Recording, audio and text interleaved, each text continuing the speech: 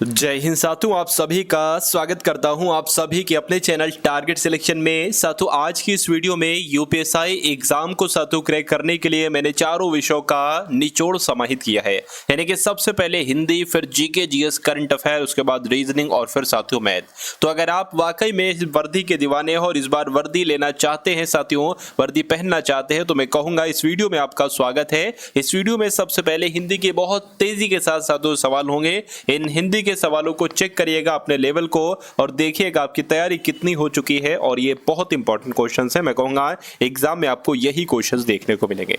चलिए तो तेजी के साथ साथियों शुरुआत करते हैं। पहला सवाल का जवाब आप लोग बताइए, वर्तनी से संबंधित है। अद्वितीय शब्द कैसे लिखा जाता है? ऐसे नहीं लिखा जाता है साथियों। क्या ऐसे लिखा जाता है? बिल्कुल ऐसे लिखा जाता है और ऐसे भी नहीं लिखा जाता है। अब उसके बाद देखिए, कह रहे कि यहाँ पर जनक शब्द दे रखा है। कह रहे कि जनक शब्द का समानार्थी शब्द क्या हो सकता है? तो जनक को तो जानकार नहीं, जड़ भी नहीं, जन्मदाता कहा जाता है साथियों। राइट आंसर आपका सी है, तो बिल्कुल करेक्ट है। दामिनी का पर्यायवाची, दामिनी का मतलब क्या होता है साथियों? बिजली होता है। दामिनी को बिजली भी कहते हैं और साथियों चपला भी कहते हैं। दामिनी, सौदामिनी, बिजली, है ना, ये सब साथियों इसके पर्यायवाची होते हैं। नींद उड़ जाना ये एक मुहावरा है। इसका मतलब साथियों क्या होता है? जरा भी नींद ना आना या नींद उचाट करना या अत्यंत शयन करना, नींद जाती रहना। मैं कहूंगा जरा भी नींद ना आने को कहा जाता है कि भाई मेरी तो नींद उड़ गई है। उसके बाद देखिए, सही वर्तनी वाले शब्द का चयन करिए। तो आपको बताना है, लीजिए कैसे लिखा जाता है। ऐसे लिखा जाता नहीं, जा में छोटी की मात्रा आती है, जा में छोटी की मात्रा आती है, लेकिन ला में बड़ी की मात्रा आती है। ये भी नहीं होगा, ये भी नहीं होगा। मैं कहूंगा जो ऑप्शन नंबर डी में जैसे लिखा हुआ है ये बिल्कुल शुद्ध शब्द लिखा हुआ है। उसके बाद देखिए अगला सवाल है, कह रहे रिक्त स्थान की पूर्ति के लिए सर्वाधिक उपयुक्त शब्द का चयन करिए। मैं केवल चाहती हूँ। मैं केवल के बाद साथियों यहाँ पर एक खाली जगह है। आपको बताने कौन सा शब्द यहाँ पर आएगा। मैं केवल इतना तक चाहती हूँ नहीं, मैं केवल इतना चाहती हूँ, बिल्कुल साथियों मैं केवल इतना ही चाहती हूं, मैं केवल इतना भर चाहती हूं नहीं, मैं केवल इतना चाहती हूं, ये होना चाहिए। और ये कहां पर लिखा हुआ है? ये ऑप्शन नंबर बी में लिखा हुआ है। उसके बाद देखिए साथियों अगले नंबर का सवाल है, कह रहे कि क्या लिखा हुआ है साथियों यहाँ पर? जब देखिए चार विकल्प में से उस विकल्प का चयन करें जो दिए गए मुहावरे के सही अर्थ को व्यक्त करता है। का काजल, ये क्या बात हुई? का काजल एक मुहावरा आपने साथियों सुना होगा, आंख का काजल। कहीं यहाँ पर आंख तो नहीं लिखा हुआ है साथियों कि आंख का काजल। इस मुहावरे का मतलब क्या होता है? तो सुंदर होता है नहीं, अत्यंत प्रिय होता है। बिल्कुल साथियों, आंख का काजल, ये तो मेरे आंख का काजल है, यानी कि ये तो मुझे बहुत प्रिय है। आंसर आपका बी होगा। उसके बाद देखिए अगला सवाल है आपकी स्क्रीन पर, कहा जा रहा है आपसे, दिए गए विकल्पों, हाथी का काजल, दिए गए विकल्पों में से साथियों ये यहां से शुरू है, ठीक है। दिए गए विकल्पों में से निम्नलिखित शब्द का विलोम बताइए, यानी कि उल्लास का विलोम आपको बताना है। तो उल्लास का विलोम साथियों क्या होता है? विषाद होता है। विषाद आपका जवाब हो जाएगा। चलिए अगला सवाल देखिए आपकी स्क्रीन पर, जो कहा ना जा सके उसके लिए एक शब्द क्या होगा? तो जो कहा ना जा सके उसको साथियों अकथनीय कहा जाता है। क्या? उसको अकथनीय कहा जाता है जो कहा ना जा सके, और जो कहा जा सकता है उसको कथनीय कह सकते हैं। उसके बाद देखिए अगला सवाल, इंद्रियों से परे, इसके लिए एक शब्द क्या होता है? तो उसको तो साथियों अतीन्द्रिय कहा जाता है। क्या? देखिए अतीन्द्रिय की अगर बात करें, इंद्रियों से परे को अतीन्द्रिय कहा जाता है। ये बात आप लोग ध्यान रखेंगे। और इंद्र पर विजय पाने वाले को इंद्रजीत कहा जाएगा। इंद्रियों से संबंध रखने वाले के लिए ऐन्द्रिक शब्द होता है। तो दोनों आप लोग याद रखेंगे।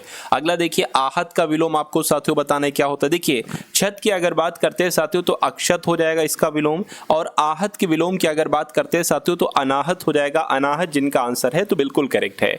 अब वर्तनी सही बताइए, यानी कि सही वर्तनी वाला कौन सा शब्द? विनती कैसे लिखा जाता है? ये तो विनती लिखा हुआ, गलत है। विनती जैसे ऑप्शन नंबर बी में लिखा हुआ ऐसे लिखा जाता है।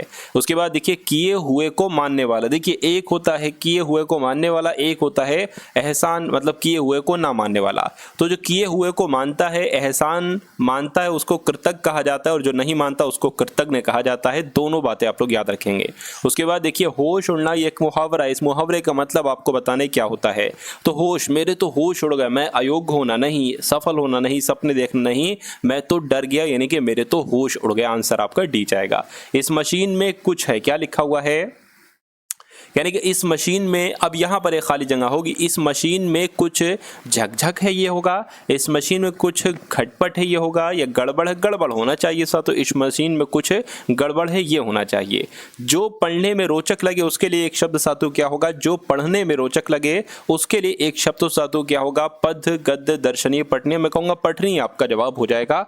पठनीय आपका जवाब है। जो दर्शन करने योग्य हो उसको दर्शनीय कहा जाएगा साथियों, ठीक है ना। चलिए मुहावरे और उसके अर्थ युग्म का सही युग्म की पहचान आपको करना है। देखिए सही वाले को आपको चुनना है। अंबर के तारे गिनना, अंबर के तारे गिनने का मतलब क्या अच्छी नींद आना होता है? नहीं, अच्छी नींद ना आने को कहते हैं साथियों अंबर के तारे गिनना। अंगूठा दिखाना मतलब क्या होता है साथियों? मुसीबत मोल लेना, नहीं इनकार करना, साफ इनकार कर दिया उसने तो मुझे अंगूठा दिखा दिया, ये भी गलत है। अंगारे सिर पर धरना क्या शांति से रहना इसका मतलब तो नहीं साथियों, कोई मुसीबत मोल लेना, अंगारे सिर पर धरना, ये भी गलत है। आंखों में धूल झोंकना, धोखा देना, बिल्कुल साथियों धोखा देना होता है आंखों में धूल झोंकना। उसके बाद देखिए अगला सवाल है करके विलोम बताइए आग्रह का। तो आग्रह का विलोम तो बहुत सिंपल, कई बार बता चुका हूं। उपग्रह नहीं होगा साथियों, दुराग्रह कह सकते हैं। आग्रह का विलोम साथियों दुराग्रह हो जाएगा, ये आपको साथियों मालूम होना चाहिए। अच्छा यहाँ पर विग्रह लिखा हुआ है, विग्रह पता साथियों किसका विलोम है? ये संधि का विलोम है, संधि विग्रह कहते नहीं है। और अनुग्रह की अगर बात करें तो ये विग्रह का विलोम है, ये भी आप लोग साथियों याद रखेंगे। अब सही वर्तनी वाला शब्द बताना है आपको कि इनमें से कौन सा प्रतिनिधि शब्द कौन सा सही है। ये तो निधि लिखा हुआ है, निधि ये लिखा हुआ है, प्रतिनिधि ऑप्शन नंबर सी वाला सही है और यही आपका जवाब है। उसके बाद देखिए अगला सवाल आपकी स्क्रीन पर है, कह रहे कि रिक्त स्थान की पूर्ति के लिए सबसे उपयुक्त शब्द का चयन करिए। आपसे यहाँ पर पूछा जा रहा है बच्चा, माँ बाप की आंखों का सूरज होता है, सितारा होता है, तारा होता है, चांद होता है। मैं कहूँगा साथियों तारा होता है, तारा आपका जवाब है। उसके बाद देखिए अच्छा यहाँ पर अगर बात करते हैं साथियों रेखांकित शब्द का विलोम आपसे पूछा जा रहा है। अमावस्या को अंधेरा छा जाता है ना, तो अमावस्या का विलोम आपसे यहाँ पर पूछा जा रहा है। तो अमावस्या का साथियों विलोम क्या होता है? मैं कहूंगा पूर्णिमा होता है अमावस्या का विलोम। आंसर आपका डी होगा। साथियों अगर आपने अभी तक इस वीडियो को लाइक नहीं किया है तो वीडियो को लाइक कर दीजिए, प्लस चैनल पर नए हैं तो इसको जरूर साथियों सब्सक्राइब कर लीजिए। अगर आप वाकई में अपने एग्जाम को साथियों क्रैक करना चाहते हैं तो आपको ये करना होगा, जितनी भी क्लासेस दूं सारी क्लासेस बहुत शानदार तरीके से आपको लेना होंगी। उसके बाद देखिए उस दिए गए वाक्य के किस भाग में त्रुटि है? उनके शासनकाल में दंगे हुए। तो शासनकाल में मुझे दिक्कत लग रही है साथियों, शासनकाल ऐसे थोड़ी ना लिखा जाता है साथियों। शासनकाल की अगर हम बात करें तो शासनकाल ऐसे लिखा जाता है, ये हो गया शासन, ये हो गया काल। तो दिक्कत कहाँ पर? यहाँ पर ये नहीं आएगा, ये वाला नहीं आएगा, सा आएगा साथियों। दिए गए वाक्यांश के लिए एक शब्द दीजिए जिसे बुलाया गया हो, उसके लिए एक शब्द आपको बताना है। जिसे बुलाया गया हो उसको आहूत कहा जाता है, आहूत आपका साथियों यहाँ पर जवाब हो जाएगा। जिसे बुलाया गया है उसको आहूत कहते हैं और जिसे ना बुलाया गया हो उसको अनाहूत कहा जाता है ना। और जिसका कोई निश्चित घर ना हो उसको क्या कहा जाता है? ये बहुत आपसे पूछा जाता है, जिसका कोई निश्चित घर ना हो उसको अनिकेत कहा जाता है। अगला सवाल आपकी स्क्रीन पर है, करके दिए गए वाक्य का वो भाग याद करिए, है ना, जिसमें कोई त्रुटि है। यदि कोई त्रुटि नहीं है तो कोई त्रुटि नहीं है वाला ऑप्शन चुनिए। चुने वृक्षों पर कोयल कूक रही है, क्या लिखा हुआ है साथियों? अगर बात करें साथियों वृक्षों पर कोयल कूक रही है तो चुने नहीं लिखा हुआ है, वृक्षों पर कोयल कूक रही है। यहां पर आपको बताना है साथियों क्या है क्या नहीं है, बताइए।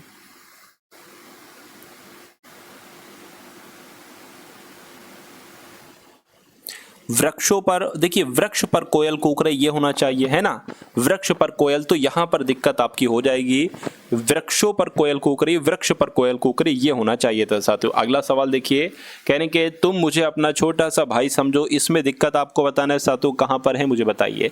छोटा सा भाई ये जो होगा ये साथियों रेखांकित अंश है, इसकी जगह पर क्या आएगा? छोटा भाई आएगा। सा की कोई जरूरत नहीं है तो मुझे अपना छोटा भाई समझो ये होना चाहिए था। सही वर्तनी वाले शब्द का साथियों आपको यहाँ पर चयन करना है, यानी कि पारलौकिक कैसे लिखा जाता है बताइए। तो पारलौकिक मैं कहूंगा जैसे ऑप्शन नंबर ए में लिखा हुआ है ऐसे लिखा जाता है साथियों पारलौकिक। मुझसे अब चल नहीं सकता, क्या मुझसे अब चल नहीं सकता ये थोड़ी ना होता है साथियों। क्या होना चाहिए? होना चाहिए मुझसे अब चला नहीं जाता, ये होना चाहिए, यानी कि आपका ये आ जाएगा चला नहीं जाता। चलिए अगला सवाल देखिए, कह रहे हैं कि टस से मस न होना, इस मुहावरे का मतलब क्या साथियों बताइए। टस से मस न होना, तनिक भी प्रभावित न होना, हाँ, शक्ति पर विश्वास करना नहीं, रुक जाना, स्थिर चित्त होना नहीं साथियों, तनिक भी प्रभावित न होना ये हम लोग कह सकते हैं टस से मस न होना। उसके बाद देखिए दिए गए वाक्यांश के लिए एक शब्द दीजिए जिसका दमन करना कठिन है। तो जिसका दमन करना कठिन है उसके लिए एक शब्द पता क्या हो जाएगा साथियों? दुर्दम कह सकते हैं। जिसका दमन करना कठिन हो उसको दुर्दम कहा जाएगा। दुर्गम की अगर बात करें तो जहां पहुंचना कठिन हो उसको दुर्गम कहा जाता है। अगला सवाल देखिए, साधारण का विलोम क्या हो सकता है साथियों? तो साधारण का विलोम यहाँ पर विशिष्ट हो जाएगा। क्या? साधारण का विलोम विशिष्ट हो जाएगा, संक्षिप्त का विलोम विस्तृत हो जाएगा, है ना। ये आपको सारी चीजें साथियों मालूम होना चाहिए। अगला देखिए, कहने के अब जीके के सवाल साथियों यहाँ पर शुरू हो चुके हैं। अगला सवाल आपकी स्क्रीन स्क्रीन पर है, निम्नलिखित में से किस राज्य में, भारत के किस राज्य में मानस राष्ट्रीय उद्यान है? तो मानस राष्ट्रीय उद्यान साथियों असम में स्थित है। आंसर आपका ऑप्शन नंबर सी होगा। उसके बाद देखिए अगला सवाल है साथियों, बहुत टॉप लेवल के क्वेश्चन है यहाँ पर। पिन घाटी राष्ट्रीय उद्यान, ये कई बार आपसे पूछा जा चुका, इस बार भी आएगा आपकी परीक्षा में। हिमाचल प्रदेश में है पिन घाटी राष्ट्रीय उद्यान। उसके बाद देखिए हिम तेंदुओं का घर यानी कि हेमिस राष्ट्रीय उद्यान ये स्थित है, कहां पर स्थित है बताइए? ये लद्दाख में स्थित है हेमिस राष्ट्रीय उद्यान। उसके बाद देखिए आयरलैंड की राजधानी साथियों कहां पर है? तो आयरलैंड की राजधानी जो है ना वो डबलिन कहलाई जाती है। आंसर आपका डी होगा। कनाडा की राजधानी की अगर बात करें तो कनाडा की राजधानी साथियों ओटावा है। क्या है? ओटावा है। भारत का राष्ट्रीय पशु की अगर बात करें तो भारत का राष्ट्रीय पशु क्या है साथियों? बाघ जो है ना ये भारत का राष्ट्रीय पशु है। दिल्ली कौन सी नदी के किनारे पर है? तो दिल्ली यमुना नदी के किनारे पर है, जिनका आंसर ऑप्शन नंबर ए है, तो बिल्कुल करेक्ट हो जाएगा। और अगला देखिए अहमदाबाद किस नदी के किनारे पर बसा हुआ है? तो अहमदाबाद की अगर बात आती है तो साबरमती नदी के किनारे पर बसा हुआ है। उसके बाद देखिए निम्नलिखित में से किस नगर को एड्रियाटिक की रानी कहा जाता है? बहुत शानदार सवाल है साथियों। एड्रियाटिक की रानी साथियों वेनिस को कहा जाता है। वेनिस नगर को एड्रियाटिक की रानी कहा जाता है।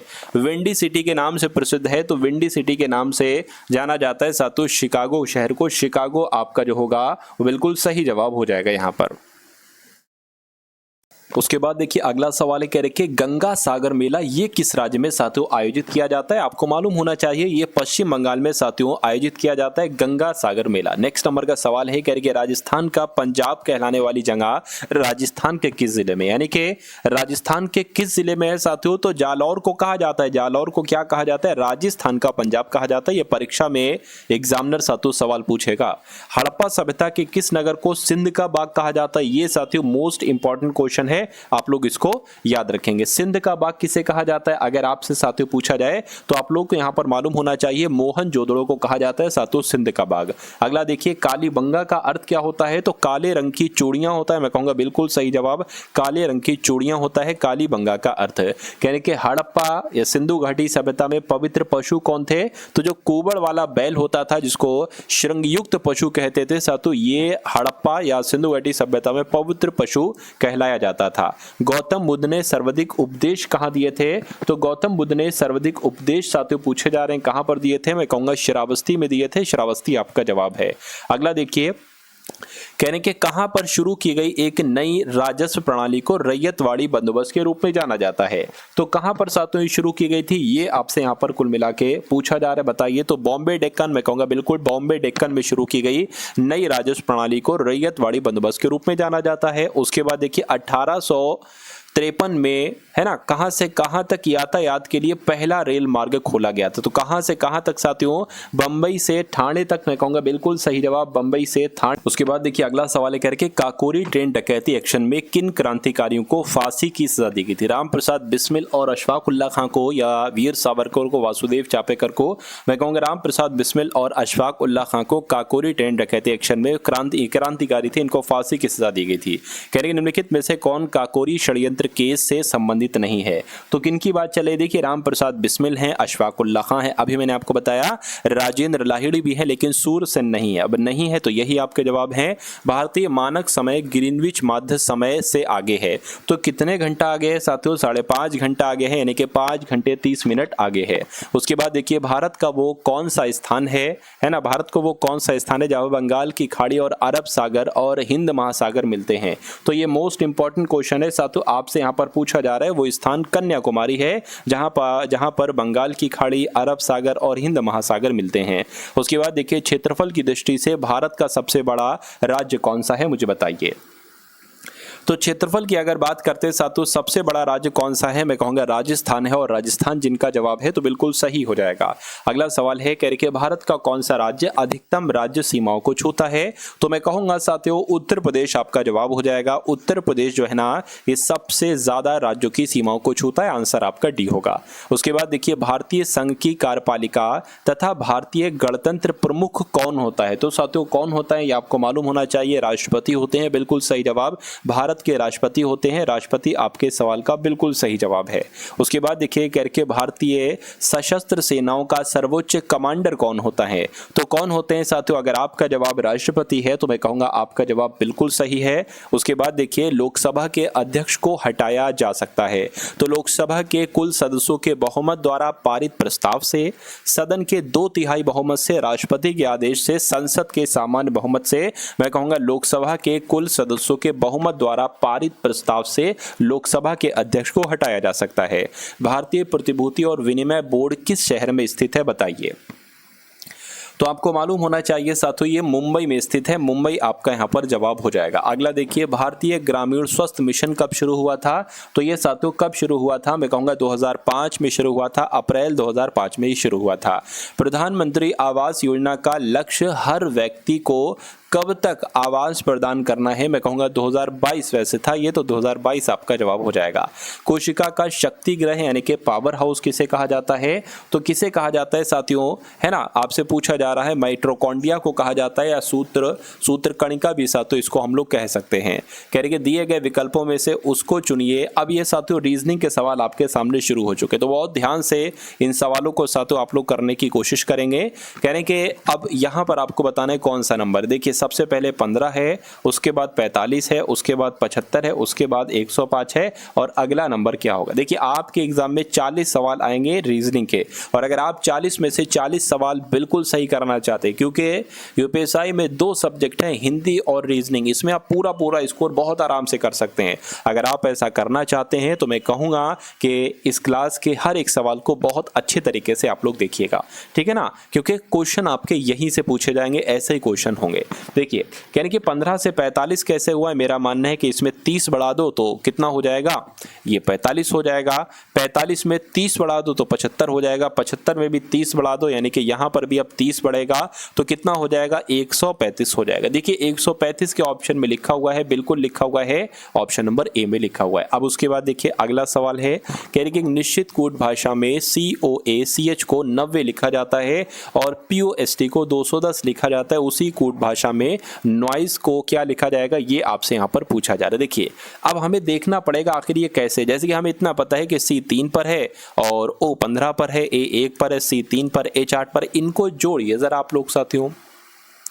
देखिए 15 3 18 19 19 और 22 22 ये पूरा 30 हो गया, और लेकिन ये क्या है? इसका 3 गुना है, ठीक है। ये P की अगर बात करते हैं तो 16 पर, O 15 पर, S 19 पर और T साथियों 20 पर हो जाएगा। देखिए कितना हो जाएगा? ये 16 और 19 कितना हो गया साथियों? 35 हो गया। 35 और 15 50 हो गया, और ये 70 हो गया। अब देखिए 70 का भी 3 गुना यहाँ पर लिखा हुआ है, यानी कि इसका 3 गुना हमें करना है। N 14 पर होता है, O 15 पर होता है, I 9 पर होता है, S 19 पर होता है, E 5 पर होता है। अब देखिए साथियों यहाँ पर अगर बात करें तो ये और ये 25 हो जाएगा, और 15 कितना हो गया? 40, 40 और 5 45 हो जाएगा, 45 55 65 यानी कि 64 हो जाएगा। 64 का 3 गुना बताइए साथियों कितना होता है? 192 होता है, लेकिन 192 यहाँ पर नहीं है ना। देखिए कुछ मुझसे मिस्टेक तो नहीं हो गई है। 15 और ये आपका कितना हो गया? 29 हो गया। 29 और 9 38 हो गया। 38 और 5 कितना हो गया? 43 हो गया। 43 और 19 कितना हो जाएगा साथियों? 5 6 64 तो आ रहा है साथियों, फिर क्या दिक्कत है? 14 15 है ना, 9 19 और साथियों 5, देखिए जरा सही से, 24 हो गया। 24 और कितना हो जाएगा? 33 हो जाएगा, है ना। 33 और साथियों कितना हो गया आपका? 29 कितना हो गया, है ना। ये आपका कितना हो गया? 9 12 हो गया साथियों। ये तो फिर तो अब तो 62 आ रहा है। चलिए 62 आ रहा होगा तो 62 का 3 गुना कितना हो? 3 गुना 6, 3 छंग 18, 186 होता है। 186 हमारा ऑप्शन नंबर ए में। तो हो सकता है इसमें काउंटिंग में साथियों कोई दिक्कत, कोई परेशानी हो गई हो, कोई दिक्कत नहीं है। नेक्स्ट नंबर का सवाल अब आप लोग देखिए। अब इसको देखिए साथियों, ये हो सकता है आपको क्लियर ना दिख रहा हूँ, मैं आपको बता दूंगा। अब देखिए जैसे कि ये है, उसके बाद ये है, उसके बाद ये है, उसके बाद ये, तो यहाँ पर क्या आएगा ये आपसे पूछा जा रहा है। सबसे पहले मुझे इतना समझ में आ रहा है कि यहाँ पर कुछ नंबर लिखे, नंबर नहीं बल्कि गोले बने जो खाली गोले हैं, है ना। जैसे कि ऐसे हैं, भरे नहीं हैं। लेकिन अगली आकृति में तो एक भरा हुआ गोला हमें दिख गया ये, उसके बाद है तो हमें 2 भरे हुए गोले दिख गए, फिर हमें 3 भरे हुए गोले दिख गए। तो अब मेरे हिसाब से हमें 4 भरे हुए गोले यहाँ पर दिखना चाहिए। तो 4 भरे गोले इसमें भी, इसमें भी, इसमें भी, इसमें भी है, लेकिन ये नहीं हो सकता, इसमें 5 भरे हुए गोले हैं, समझ गए। अब देखिए 1 2 3 4 5 6 7 8 9 9 है इसमें। इसमें कितने हैं? इसमें एक कम हो गया, इसमें 7 हैं। इसमें कितने हैं? 1 2 3 4 5 6 7 8 9 9 है। और इसमें कितने? 1 2 3 4 5 6 7 8, इसमें 8 हो गए, 8 हो गए। और इसमें कितने हो गए साथियों? अब यहाँ से देखिए, पहले इधर से गायब करा, फिर ये वाला गायब कर दिया। अगली आकृति में क्या किया साथियों? ये तो गायब था, एक इधर से गायब कर दिया। तो मेरे हिसाब से साथियों जो अगली आकृति में होगा वो किधर से गायब होगा? वो अब ये वाला गायब होगा। यानी कि ये अगर गायब कर दोगे तो कुछ ऐसा आएगा। देखिए साथियों, कुछ ऐसा आएगा। देखिए ऐसा आएगा, कुछ ऐसा करके। और ये कहां पर बना हो? यहां पर नहीं, यहां पर नहीं, यहां पर तो नहीं बना है, लेकिन हाँ यहां पर बना हुआ है। तो मैं कहूंगा ऑप्शन नंबर सी जो आपका होगा वो बिल्कुल सही जवाब हो जाएगा। आपसे पूछा जा रहा है, देखिए सबसे पहले साथियों बी है, के है, आर है, उसके बाद डी एन वी है, उसके बाद एफ क्यू जेड है। आपको बताने कि यहाँ पर साथियों कौन से 3 लेटर यहाँ पर आएंगे। और उसके बाद जे डब्ल्यू एच ही आना चाहिए जो कि है। यानी कि अब देखिए अगर हम साथियों बी से डी पर जाएं तो 2 बढ़ाया गया, फिर साथियों 2 बढ़ाया गया, तो अब यहाँ पर 2 बढ़ाएगा तो एफ एच जी और एच, यानी कि एच यहाँ पर आ जाएगा, एच यहाँ पर है, यहाँ पर है। के 11 पर होता है, डी एन पर होता है, ठीक है। एन से क्यू हुआ है। अब देखिए 11 से एन हुआ है, यानी कि अब यहाँ पर 3 बढ़ा और फिर 3 बढ़ा है, तो अब इसमें 3 बढ़ेगा, तो मैं कहूंगा टी यहाँ पर आ जाएगा। और अब देखिए अब टी में अगर 3 जोड़ते हैं तो डब्ल्यू आता है, ठीक है। अब आर से वी हुआ, यानी कि अब यहाँ पर 4 बढ़ा दिया गया और फिर से यहाँ पर 4 बढ़ा दिया गया, तो अब यहाँ पर 4 बढ़ाओगे तो कितना आ जाएगा साथियों? डी आ जाएगा। मैं कहूंगा एच टी डी। कहां पर लिखा हुआ है? एच टी डी का ऑप्शन नंबर सी में लिखा हुआ है। तो जिनका आंसर यहाँ पर ऑप्शन नंबर सी के साथ है तो बिल्कुल करेक्ट है। कथन आपके सामने है और निष्कर्ष आपके सामने है। आपको कथन के अनुसार बताने कौन कौन से निष्कर्ष यहाँ पर सही है। देखिए कह रहे कि सभी एमटेक छात्र इंजीनियर हैं और सभी एलएलएम छात्र वकील हैं। तो जैसा जैसा कह रहे हैं वैसा वैसा कर लेते हैं। कह रहे कि सभी एमटेक छात्र, मान लीजिए साथियों ये क्या हो गए? ये एमटेक छात्र हो गए। और कह रहे कि सभी एमटेक छात्र जो है ना वो कौन है? वो इंजीनियर है, तो ठीक है। कह रहे कि सभी एलएलएम छात्र, सभी एलएलएम छात्र जो है ना ये क्या है? ये वकील है, तो ये साथियों वकील हो गए, ठीक है। अब निष्कर्ष को पढ़िए और बताइए कौन सा निष्कर्ष सही है, कौन सा गलत है। करके सभी वकील एलएलएम छात्र हैं, सभी वकील एलएलएम छात्र नहीं हो सकते, कुछ वकील एलएलएम छात्र हो सकते, सिर्फ इतने ही वकील एलएलएम छात्र हो सकते, तो ये गलत हो जाएगा। सभी इंजीनियर एमटेक छात्र हैं, सभी इंजीनियर एमटेक छात्र नहीं हो सकते, कुछ इंजीनियर एमटेक छात्र हो सकते हैं, तो ये भी आपका गलत हो जाएगा। यानी कि ना तो निष्कर्ष 1 और ना ही निष्कर्ष 2 अनुसरण करता है। ऐसा कहां पर लिखा हुआ है? ऐसा आपका ऑप्शन नंबर ए में लिखा हुआ है।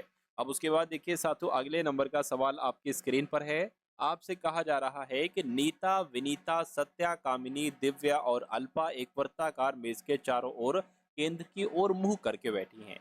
चलिए कोई दिक्कत नहीं साथियों, कितनी है? 1 2 3 4 5 6, 6 लोग हैं, तो 6 लोगों की बैठने की जगह बना ली। 1 2 3 4 5 और एक साथियों यहाँ पर 6।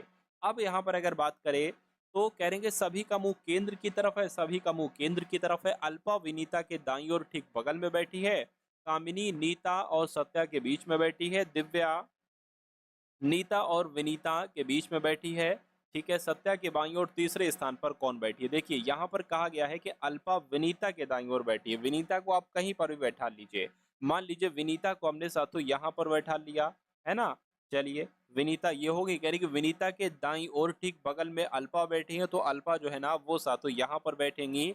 उसके बाद कह रहे हैं अब देखिए अब हमें उस लाइन को सॉल्व करना है जिसमें अल्पा या विनीता आए। यहाँ पर अल्पा या विनीता नहीं है, अल्पा विनीता यहाँ पर भी नहीं, यहाँ पर है साथियों। कहने के नीता और विनीता के बीच में, यानी कि नीता और विनीता, तो नीता यहाँ पर आएंगी, तो नीता और विनीता के बीच में कौन है साथियों? दिव्या है, तो दिव्या आपकी यहाँ पर आ गई। उसके बाद अब देखिए क्या करें, अब एक बार फिर से पढ़िए सवाल को। अल्पा विनीता के दाएं और ठीक बगल में, ठीक है।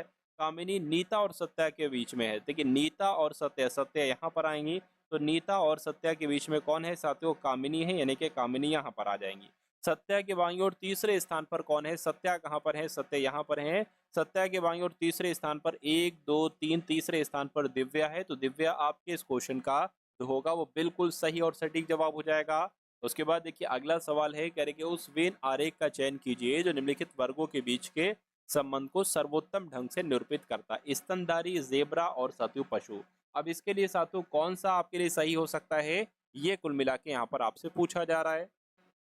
तो पशु की अगर बात करते हैं, मान लेते हैं साथियों ये क्या हो गया, ये पशु हो गया, और पशु के अंदर साथियों क्या आते हैं, स्तनधारी आते हैं, और जेब्रा जो है ना ये स्तनधारी है। तो मैं कहूंगा ऐसा आरेख कहाँ पर बना हुआ है, ऐसा आरेख तो ऑप्शन नंबर ए में बना हुआ है। तो जिनका आंसर यहाँ पर ऑप्शन नंबर ए है तो बिल्कुल करेक्ट है।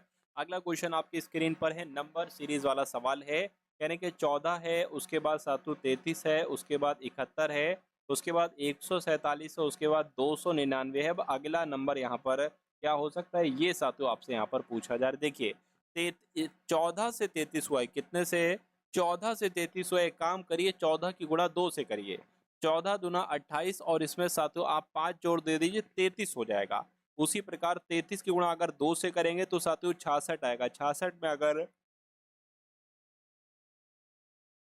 5 जोड़ देंगे तो सातों 71 आ जाएगी। देखिए 71 यहाँ पर है। अब उसी प्रकार इसकी भी गुणा 2 से करिए, और देखिए कितना हो जाएगा, 2 और 142 हो जाएगा, और इसमें 5 जोड़ देंगे 147 आ जाएगा। यानी कि हमें लग रहा है इसकी भी हमें गुणा 2 से करानी पड़ेगी और फिर उसमें 5 जोड़ना पड़ेगा। देखिए गुणा 2 से कराइए, 9 दूना 18, या 2 नीम 18, 2 नीम 18, एक 19 हो जाएगा, 2 4 और एक 5 हो जाएगा। इसमें 5 अगर आप जोड़ते हैं तो ये 500 603 आ जाएगा। और 603 कहाँ पर है, 603 तो साथियों आपका ऑप्शन नंबर ए वाले में है। तो जिनका आंसर ऑप्शन नंबर ए के साथ है तो बिल्कुल करेक्ट हो जाएगा भाई, बहुत बढ़िया, वेरी गुड क्लास। अब उसके बाद देखिए अगला सवाल आपकी स्क्रीन पर है, आपसे कहा जा रहा है कि एक ही पासे की 3 अलग अलग स्थितियां दिखाई गई हैं, वो संख्या चुनिए जो संख्या 4 वाले पृष्ठ के विपरीत है। देखिए 4 वाले पृष्ठ के विपरीत आपसे यहाँ पर पूछी जा रही, तो बहुत ध्यान से साथियों आप लोग चलेगा।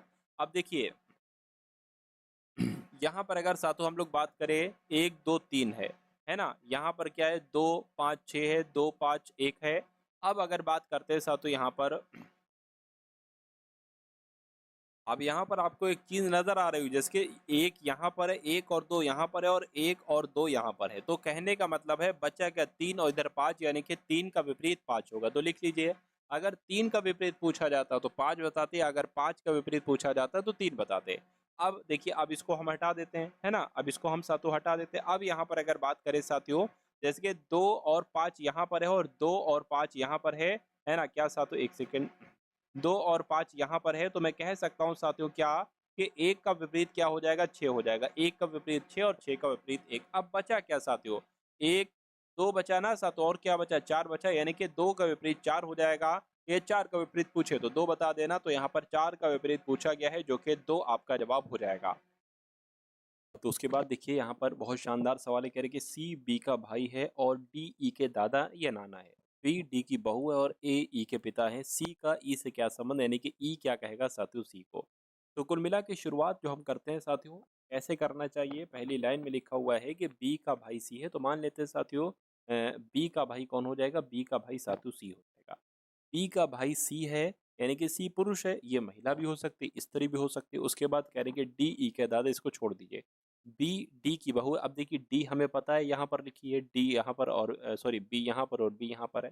तो डी की बहू कौन है, डी की बहू कौन होगी सातु, बी होगी।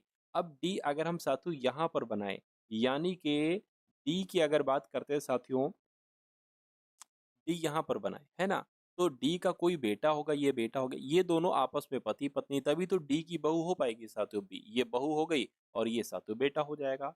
उसके बाद कहा जा रहा है कि ए अच्छा यहाँ पर है ए ई के पिता है, यानी कि ई के पिता कौन है, ए है, और यहाँ पर कहा जा रहा है साथियों ई के दादा या नाना है डी। अच्छा भैया ई के दादा या नाना कौन है साथियों, डी है। तो एक काम कर सकते हैं साथियों, हम अगर बात करें और ई के पिता कौन है, ई के पिता ए है, एक काम करिए साथियों, इन दोनों का बच्चा कौन होगा, ई होगा, तभी तो ई के पिता साथियों यहाँ पर ए हो पाएंगे, ए ई के पिता हो गए। और कहने के ई के दादा या नाना है डी, तो देखिए ई के कौन होंगे, ई के दादा होंगे, क्योंकि ये पिता के पिता दादा हो जाएंगे। तो कहने के ई क्या कहेगा सी को, तो भैया ई क्या कहेगा सी को, ये माता का भाई है, तो माता के भाई को क्या कहा जाता है साथियों, मामा कहा जाता है। तो मामा, इस प्रकार जिनका आंसर है ऑप्शन नंबर सी तो बिल्कुल करेक्ट हो जाएगा। चलिए साथ उसके बाद देखिए अगले नंबर का सवाल है, यानी कि वह विकल्प चुनिए जिसका तीसरी संख्या से ठीक वैसा संबंध है जैसा कि दूसरी संख्या का पहली संख्या से है। यानी कि साथियों जैसे आपको यहाँ पर 77 से 11 है, उसी प्रकार साथियों यहाँ पर 259 से कौन सा नंबर आएगा, ये थोड़ा सा बताने की आप लोग क्या करिए, कोशिश करिए। देखिए अगर यहाँ पर हम भाग कर दें साथियों क्या 7 से तो ये 11 आ जाएगा। अगर हम यहाँ पर भी साथियों 7 से भाग करने की कोशिश करें तो 7 यहाँ 21 हो जाएगा, 4 जाएगा 49 हो जाएगा, 7 सत्ते 49 हो जाएगा। तो 37 आएगा, 37 हमें ऑप्शन में भी मिल गया है, ऑप्शन नंबर बी वाले में है। उसके बाद देखिए अगला सवाल है, अब यहाँ पर दिए गए संयोजन के सही दर्पण प्रतिबिंब का चयन कीजिए जबकि दर्पण को इसकी दाईं ओर रखा गया है। अब यहाँ पर अगर बात करें, मान लीजिए दर्पण यहाँ पर है इसकी दाईं ओर। अब आपको ये जो पूरे वर्ड्स हैं ये दर्पण में कैसे दिखाई देंगे? कैसे? सबसे अंत वाला जो होता है वो सबसे पहले आता है यहाँ पर, लेकिन जैसे है वैसे इसका उल्टा आएगा ऐसे करके, डब्लू जैसा है वैसे ही आएगा, पी का मुंह दाईं तरफ है बाईं तरफ हो जाएगा इसका, है ना? ये 4 ऐसा करके कुछ हो जाएगा, आर कुछ ऐसा हो जाएगा और एफ कुछ ऐसा हो जाएगा। तो मैं कहूँगा ऐसा आपको कहाँ पर दिख रहा है बताइए ज़रा? ऐसा 5 यहाँ पर, ये तो नहीं, ये उल्टा है, ये 5 है, डब्लू है ना? पी है, 4 उल्टा बना दिया गलत है ना? यहाँ पर अगर बात करें एफ उल्टा बना दिया गलत है, मैं कहूँगा ऐसा ऑप्शन नंबर डी में लिखा हुआ है, तो ऑप्शन नंबर डी आपका जवाब हो जाएगा। नेक्स्ट नंबर का क्वेश्चन आपकी स्क्रीन पर है, कह रहे कि निश्चित कूट भाषा में क्या लिखा हुआ है साथियों? सिंगर को, ये कुछ नहीं लिखा है, आंट एन टी कुछ नहीं, सिंगर को टी के आर ओ यू एक्स के रूप में लिखा जाता है, उसी कूट भाषा में रॉकी को क्या लिखा जाएगा? अब यहाँ पर आपको लॉजिक ढूंढना है। जैसे कि ये एस से यहाँ पर टी हो गया यानी कि 1 बढ़ाया गया, आई 9 पर होता है, के 11 पर होता है, 2 बढ़ा दिया, पहले 1 बढ़ाया फिर 2 बढ़ाया, एन 14 पर होता है, आर 18 पर होता है, एन 14 पर होता है, आर 18 पर होता है यानी कि 4 बढ़ा दिया गया साथियों यहाँ पर, ठीक है। जी 7 पर होता है और ओ 15 पर होता है, अब यहाँ पर 8 बढ़ा दिया गया। अच्छा डबल डबल डबल चल रहा है ना? डबल डबल डबल चल रहा है, चलिए। और ई 5 पर होता है, यहाँ पर यू आ गया है। अब यहाँ पर साथियों देखिए अगर प्लस करेंगे तो बहुत हो जाएगा, है ना? 16 हो नहीं रहा है, 16 हो रहा है देखिए ज़रा क्या? हाँ, 16 हो रहा है, ये 21 पर होता है ना? और ये ठीक है 16 बढ़ा दिया गया, कोई दिक्कत नहीं है। आर 18 पर होता है, फिर यहाँ तो फिर बहुत ज़्यादा हो जाएगा। एक काम करिए अब आप माइनस कर लीजिए, अगर प्लस बहुत ज़्यादा हो रहा है तो माइनस कर लीजिए। ई 5 पर होता है, यू हो गया, तो अगर हम माइनस का 10 करते हैं तो ये यू से बैक करके यू आ जाएगा, ई से बैक करके यू आ जाएगा। आर 18 पर होता है, एक्स साथियों कितने पर होता है? एक्स आपका 24 पर होता है, तो यहाँ पर अगर बात करें साथियों कितना प्लस किया गया, इसमें सिंपल सी बात है 6 प्लस किया गया। तो जैसे जो रूल यहाँ पर चल रहा है अगर यहाँ पर हम लगाते हैं और ऑप्शन में से कोई ऑप्शन हमें मिल जाते हैं तो ये लॉजिक हमारा सही है, वरना कोई और लॉजिक देखेंगे। पहले 1 बढ़ाया गया है तो आर से एस हो जाएगा, एस आ गया। अब यहाँ पर 2 बढ़ाया जाएगा तो साथियों यहाँ पर क्यू हो जाएगा, तो एक्स क्यू सब में लिखा हुआ है। अब यहाँ पर 4 बढ़ाया जाएगा क्योंकि 4 यहाँ पर बढ़ा था, तो यहाँ पर क्या हो जाएगा साथियों मेरे हिसाब से एस हो जाएगा। अब यहाँ पर अब क्या बढ़ाया जाएगा? 8 बढ़ाया जाएगा, 11 में 8 बढ़ाओगे 19 हो जाएगा, तो एस हो जाएगा। यानी कि अभी तक जो आ रहा है एस क्यू डबल एस आया है, जो कि ऑप्शन नंबर बी में लिखा हुआ है। उसी प्रकार अब इसमें 10 माइनस करोगे, 10 माइनस करोगे तो वाई आ जाएगा, और इसमें साथियों कितने 6 प्लस करोगे तो साथियों के आ जाएगा। बिल्कुल आंसर हमारा जो जाएगा वो ऑप्शन नंबर बी के साथ जाएगा। अगला सवाल बहुत इंपॉर्टेंट है और आपके एग्जाम में ऐसा डिक्टो एक सवाल आता है इस कॉन्सेप्ट पर आधारित। बस यहाँ पर ये लेटर हैं, इन लेटर्स की जगह पर कुछ और लेटर्स हो जाते हैं, है ना? दायाँ-बायाँ यही रहता है। अगर यहाँ पर कॉन्सेप्ट आप समझ जाते हैं तो एक ऐसा सवाल जो है वो बहुत आराम से कर लोगे। चलिए तो इस सवाल को करने की साथियों कोशिश करते हैं।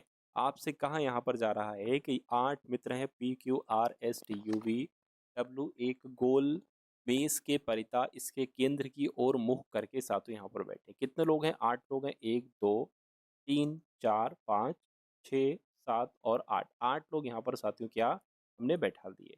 उसके बाद अच्छा इनका सभी का मुँह केंद्र की तरफ मुँह है, कह रहे कि पी, आर और एस के बीच में है। टी, डब्ल्यू के बाईं ओर तीसरे स्थान पर है, ठीक है। पी, आर और एस के बीच में है। क्यू, एस के एकदम बाएं बगल में है, ठीक है, कोई दिक्कत नहीं। टी, एस के दाईं ओर तीसरे स्थान पर है। यू, वी और डब्ल्यू के बीच में। अब देखिए यहाँ पर हम इस लाइन को अभी सॉल्व ना करें क्योंकि हम इस लाइन को सटीकता से नहीं लिख पाएंगे। हम इस लाइन को सॉल्व करेंगे। डब्ल्यू के बाईं ओर तीसरे स्थान पर डी है और टी और डब्ल्यू यहाँ पर लिखा है, हमें कॉमन भी मिल जाएगा। देखिए टी यहाँ पर हमें कॉमन मिल जाएगा तो हमारे लिए आसानी हो जाएगी। तो डब्ल्यू को आप बना लो, कहीं पर बना लो, मान लीजिए यहाँ पर डब्ल्यू बना दिया। डब्ल्यू के बाएं तीसरे स्थान पर 1, 2, 3 यानी कि यहाँ पर टी आ जाएगा। डब्ल्यू के दाएं, अच्छा डब्ल्यू के बाएँ बोला जा रहा है साथियों, बाएँ बोला जा रहा है तो कितना 1, 2, 3 यानी कि डब्ल्यू के बाएँ तीसरे स्थान पर टी हो गया। उसके बाद कह रहे हैं कि टी जो है ना ये एस के दाईं ओर दूसरे स्थान पर है, तो एस साथियों यहाँ पर आएगा, एस के दाएँ दूसरे स्थान पर टी आ गया। इतनी बात क्लियर हो गई? ठीक है। अच्छा तीसरे स्थान पर है, सॉरी सॉरी, तो एस यहाँ पर आ जाएगा, एस के दाएं तीसरे स्थान पर 1 2 3, ठीक है, तीसरे स्थान पर टी हो गया। अब अगर बात करें, अब आप वो लाइन सॉल्व करिए जहां पर एस डब्ल्यू टी में से कोई एक लिखा हो। इसको देखिए, यू और डब्ल्यू के बीच में वी है, तो यू और डब्ल्यू, यू और डब्ल्यू, यू अगर हम यहाँ पर, क्योंकि यहाँ पर तो बन नहीं सकता, यू और डब्ल्यू के बीच में सातु वी है, वी आ गया। अब एक बार फिर से सॉल्व कर लीजिए कि आर और एस के बीच में पी है, तो आर और एस, देखिए आर यहीं पर हमें बनाना पड़ेगा, आर और एस के बीच में पी है तो पी हो गया। अब बचा होगा, देखिए एस हो गया, पी हो गया, आर हो गया, टी हो गया, यू हो गया, वी हो गया, डब्ल्यू हो गया, बचा क्या, क्यू, तो क्यू यहाँ पर आ जाए। कह रहे कि एस और डब्ल्यू के बीच में कौन है, तो एस और डब्ल्यू के बीच में कौन है साथियों, क्यू है। तो आपके इस क्वेश्चन का राइट आंसर क्यू हो जाएगा, जो कि ऑप्शन नंबर डी वाले में है। चलिए उसके बाद देखिए अगले नंबर का साथियों क्वेश्चन आपकी स्क्रीन पर है। कहने के साथियों यहाँ पर मैं आपको बता देता हूँ, देखिए 57 है और साथियों 68 है, 57 हो गया, 68 हो गया और 72 हो गया। उसी प्रकार यहाँ पर 28 हो गया, यहाँ पर वाला नंबर आपको बताना है और उसके नीचे जो है ना वो 37 आएगा। और उसके अलावा सातों 29 है, उसके बाद 33 है और उसके बाद सातों यहाँ पर 35। तो यहाँ पर जो नंबर आएगा कुल मिला के वो आपको बताना है। अब देखिए समझदारी से थोड़ा काम लीजिए। अगर हम पहली पंक्ति की बात करते हैं, जो पहली लाइन में 57, 28, 29 यहाँ पर है, मेरा ऐसा मानना है कि अगर हम 28, 29 को जोड़ दें तो कितना आता है, देखिए जरा 7 आ गया और ये कितना आ गया 5, 57 और 57 यहाँ पर आपको दिख रहा है। अगर हम इनको जोड़ दें आपस में तो देखिए 5 और 7 12 हो गया, है ना, और ये 7 72 हो गया, जो कि सातों ये है, यानी कि इसको इसको जोड़ना पड़ेगा। इसको इसको जोड़ना अगर आपको नहीं पता है तो 68 में से 33 को घटा दीजिए, आपको मिल जाएगा। तो यहाँ पर अगर बात करें 5 और 3 35 यहाँ पर आएगा।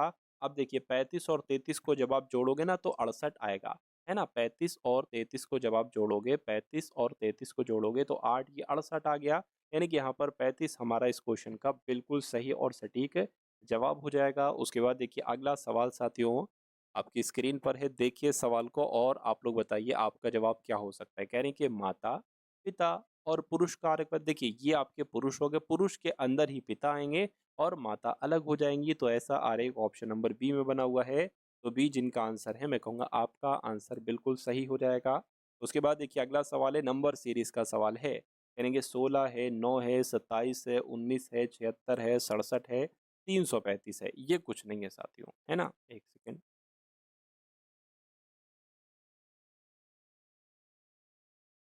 सवाल आपका यहाँ तक है साथियों। चलिए कोई दिक्कत नहीं। अब अगर यहाँ पर हम लोग बात करते हैं साथियों, यहाँ पर क्या आएगा ये आपसे कुल मिला के कहा जा रहा है। देखिए अगर हम यहाँ पर बात करें, इतना तो हमें पता है कि 19 9 तियाँ कितना होता है, 27 होता है, 9 तियाँ 27 होता है। और इतना हमें पता है 19 चौक कितने होते हैं साथियों, 76 होते हैं। 19 चौक कितने होते हैं, 76 होते हैं। तो अगर एक एक नंबर हम छोड़ते जाएं तो यहाँ पर 5 आएगा।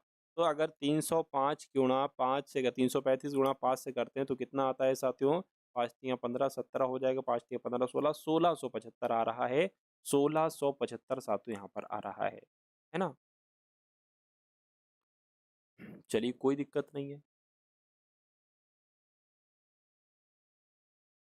लेकिन साथियों 5 की गुणा हमें 335 से नहीं करना चाहिए थी, हमें 67 से करना चाहिए थी। ये तो अब लॉजिक खराब हो गया ना। अब देखिए अब सही होगा। अब 67 पंजे जो होंगे वो 335 होना चाहिए, 5 सत्ते 35, ठीक है, हाँ ये हो जाएगा। तो अब हमें एक चीज ढूंढना है साथियों, अब हमें ढूंढना है ये 16 से 27 कैसे हुआ है। हमें ये ढूंढना होगा, हमें 16 से 27 ढूंढना होगा, है ना। तो 16 से 27 सातों कैसे होता है, अगर हम 16 में सातों -7 कर दे तो 27 आ जाएगा, ठीक है ना। अब उसके बाद अगर बात करते हैं सातों यहाँ पर, अगर 27 से 19 कैसे हुआ है, 9 से तो ये हो गया, 27 से 19 अगर बात करते हैं, 27 से 19 में हमें -8 करना पड़ेगा। 1974 कैसे, आपको पता है 76 से 67 करने के लिए, 76 से 67 करने के लिए फिर हमें -9 करना पड़ेगा। और 67 से 335 कैसे होता है ये तो आपको पता है। अब 335 में सातों हमें क्या घटाना पड़ेगा मुझे बताइए। देखिए 7 8 9 तो 10 आएगा, यानी कि -10 घटाना पड़ेगा, तो 325 हो जाएगा। अगर 325 ऑप्शन में है तो ये लॉजिक हमारा सही है। और बिल्कुल साथियों 325 ऑप्शन में है, ऑप्शन नंबर सी वाले में, तो जिनका आंसर ऑप्शन नंबर सी के साथ है तो बिल्कुल करेक्ट है। अब उसके बाद देखिए अगला सवाल आपकी स्क्रीन पर है, पी खाली जगह आर क्यू पी एस खाली जगह 2 बार है साथियों, यहाँ पर थोड़ा बड़ा लग रहा है। पी है, इसके बाद भी साथियों यहाँ पर 2 बार ही खाली जगह होगी। क्यू खाली जगह एस आर खाली जगह पी खाली जगह आर क्यू खाली जगह। अब यहाँ पर अगर बात करें, आप देखिए साथियों कितने लेटर हैं? 1 2 3 4 5 6 7 8 9 10 11 12 13 14 15 16 17 18 19 20 20 लेटर हैं। तो अगर साथियों 4 का पेयर बना ले, 1 2 3 4 ये अलग हो गया, 1 2 3 4 ये अलग हो गया, 1 2 3 4 ये अलग हो गया, 1 2 3 4 ये अलग हो गया, 1 2 3 4 अलग हो गया। आप देखोगे अंत में आर क्यू आ रहा है, यहाँ पर भी आर क्यू है, यहाँ पर भी आर क्यू है, तो मैं कहूँगा यहाँ पर क्यू है आर नहीं है तो आर बना लीजिए, यहाँ पर आर है क्यू नहीं है तो क्यू बना लीजिए, यहाँ पर आर क्यू नहीं है तो आर क्यू बना लीजिए। अब हमें एक पूरा मिल गया पी एस आर क्यू, तो P S R Q P S R Q P S R Q ठीक है, पी एस आर क्यू और पी आ गया पी एस आर क्यू और पी एस आर क्यू। अब देखिए आपने अपने पेन से क्या क्या लिखा है, आपने एस लिखा है, आपने पी लिखा है, पी नहीं लिखा है, आर है, क्यू है, आपने एस लिखा है, आर लिखा है, पी लिखा है, आपने क्यू लिखा है, एस लिखा है। तो ये कौन सा ऑप्शन में लिखा है जरा देख कर बताइए। S R Q S R P Q S, ऐसा ऑप्शन नंबर बी में लिखा हुआ है। तो जिनका आंसर ऑप्शन नंबर बी है तो बिल्कुल करेक्ट है। उसके बाद देखिए अगला सवाल आपकी स्क्रीन पर है, यानी कि कथन है आपके सामने, कुछ तारे ग्रह हैं तो मान लेते साथियों तारे आपके ये हो गए है ना, और कुछ तारे ग्रह, इतने तारे मान लेते साथियों क्या है, इतने तारे ग्रह हैं। यानी कि कुछ ग्रह धूमकेतु हैं तो इतने ग्रह क्या हो गए साथियों, धूमकेतु हो गए। अब निष्कर्ष पढ़िए और बताइए कौन सा निष्कर्ष सही है कौन सा निष्कर्ष गलत है। कुछ धूमकेतु ग्रह, बिल्कुल कुछ धूमकेतु ग्रह हैं, ये तो सही है। सभी तारे धूमकेतु हैं, सभी तारे धूमकेतु नहीं है, तारे ये हैं धूमकेतु ये हैं, ये गलत हो जाएगा। यानी कि केवल निष्कर्ष एक सही, ऐसा ऑप्शन नंबर डी में लिखा हुआ है। उसके बाद देखिए अगले नंबर का सातवां सवाल आपकी स्क्रीन पर है, करके किसी निश्चित कूट भाषा में NOTION को ये सब लिखा जाता है तो ब्यूटीफाई को सातु क्या लिखा जाएगा, ये आपसे पूछा जा रहा है। देखिए जैसे कि एन यहाँ पर है तो एन 14 पर आता है लेकिन यहाँ पर 13 लिखा हुआ है, ओ 15 पर आता है लेकिन यहाँ पर क्या लिखा है 12 लिखा है, समझ में आ रहा है साथियों। उसी प्रकार टी आता है साथियों 20 पर लेकिन यहाँ पर क्या लिखा है 71, तो हम कह नहीं सकते, तो टी के लिए सातु हम 7 कह सकते हैं, है ना। और आई 9 पर आता है तो आई के लिए अब एकदम डबल लगा दिया गया, 18 कर दिया गया आई के लिए, ठीक है कोई दिक्कत नहीं है। ये हो गया। ओ की अगर बात करें 15 आता है तो 12 लिखा गया, एन 14 पर आता है तो सातु 13 लिखा गया, समझ में आ रहा है ना। तो अब देखिए साथियों यहाँ पर जैसे कि यहाँ पर बी है, क्या है साथियों बी है। अब एक काम करिए साथियों, एक काम करिए, देखिए अगर यहाँ पर इसका अपोजिट लेटर की अगर हम बात करें, जैसे कि एन का अपोजिट एम होता है, एम आता है 13 पर, ठीक है। ओ का अपोजिट जो होता है साथियों वो एल होता है, एल कब, एल की पोजीशन 12 होती है। टी है ना, टी की जो है ना, टी की पोजीशन साथियों क्या होती है मैं आपको बता देना चाहता हूँ, शर्ट गेज, है ना।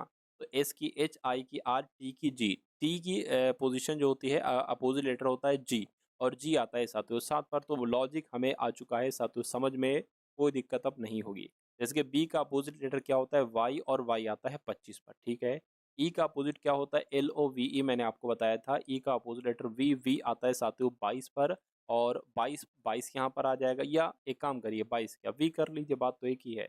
तो 25 हो गया, 22 हो गया, और एक अपोजिट लेटर जेड हो जाएगा जो कि आता है 26 पर। तो 25 22 26 कहाँ पर लिखा है, 25 22 26 सिर्फ और सिर्फ 25 22 26, अच्छा इसमें भी लिखा हुआ है कोई दिक्कत नहीं। यू की अगर बात करते हैं तो एफ आएगा, है ना, यू का अपोजिट लेटर एफ होता है जो कि 6 पर आता है। तो देखिए जरा 2 बार 6 कहाँ पर लिखा है, यहाँ पर लिखा है, यानी कि आपका जवाब जो जाएगा वो ऑप्शन नंबर ए के साथ जाएगा।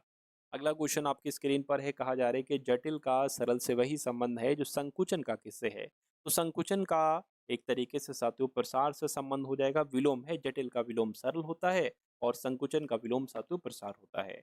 उसके बाद देखिए अगला सवाल साथियों आपकी स्क्रीन पर है, और अब आपके सामने साथियों कुछ क्वेश्चंस हम लोग देखेंगे यहाँ पर मैथ्स के। तो अगर आप अपनी मैथ्स को तगड़ा करना चाहते हैं और यूपीएसआई एग्जाम के लिए मैथ भी बहुत इंपॉर्टेंट है, तो आप इन मैथ के सवालों को भी साथियों जो है ना वो धीरे धीरे देखते जाइए। चलिए तो अब बात करते करेंगे 846 में गिटार बेचने, क्या साथियों, अगर यहाँ पर हम लोग बात करते हैं 840 रुपये में एक गिटार बेचने पर राखी को 6% की हानि होती है, 6% की हानि होती है, यानी कि उसने उस गिटार को 100% में नहीं बल्कि 94% में बेचा होगा, तभी 6% की हानि हुई है। 8% का लाभ पाने के लिए गिटार को किस मूल्य पर बेचना चाहिए, 8% का लाभ चाहिए यानी कि उसको 108 रुपये में बेचना है। तो अगर 94% में बेची गई है तो 846 में बेची गई है, 108% बेचना है, कितने रुपए की होगी? देखिए ये 846 बटे अगर 94 नीचे कर देंगे, ये 1% की वैल्यू निकल कर आ गई।